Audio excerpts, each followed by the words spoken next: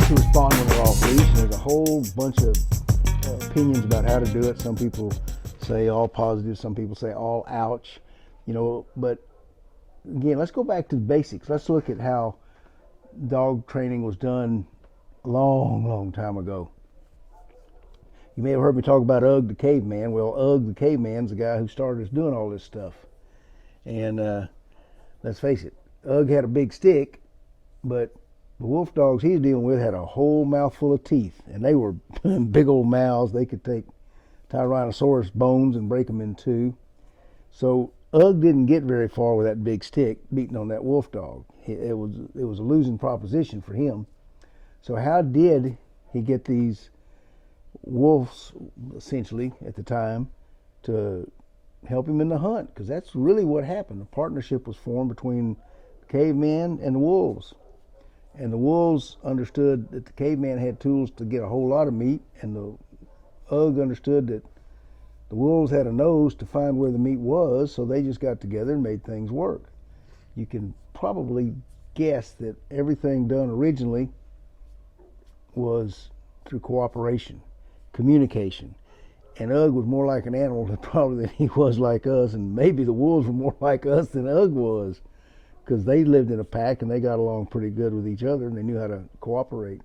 So the foundation for every dog that's alive today, if you really go back to the original, the origins, was the ability or the desire to want to work within a group, a pack, a family, a society. That indicates to me that old Ugg could train those dogs, and he didn't need an electric collar.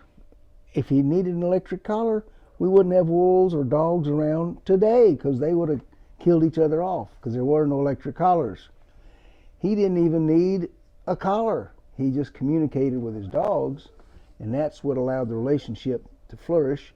That's how man got to recreate this hugely varied species, weighing everywhere from a half pound to 100 pounds, and with all the intelligence of, well, maybe a 7th or 8th grader. I don't know, depending on your kids. I'm not going to tell you what my report card was in the 7th or 8th grade. I guarantee you that. So if you think about it, if you go to the fundamentals, your dog, every dog, when I grew up, there was no such thing as alpha dogs. That hadn't occurred yet by mistake.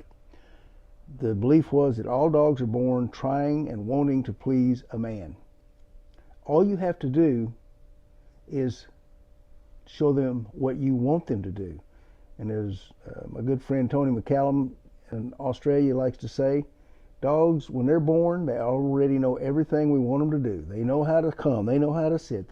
We don't teach them any of that. All we do is teach them when and where we want them to do it. So again, it just comes down to communication. Think about that next time you're working with your dog. And if you're having trouble getting something to get a point across to your dog, teaching him a new behavior, a new action, think about how you're communicating. Think about your body language, your words. Put it all together and see if you don't have a lot more efficiency coming from your dog from now on. See you next time.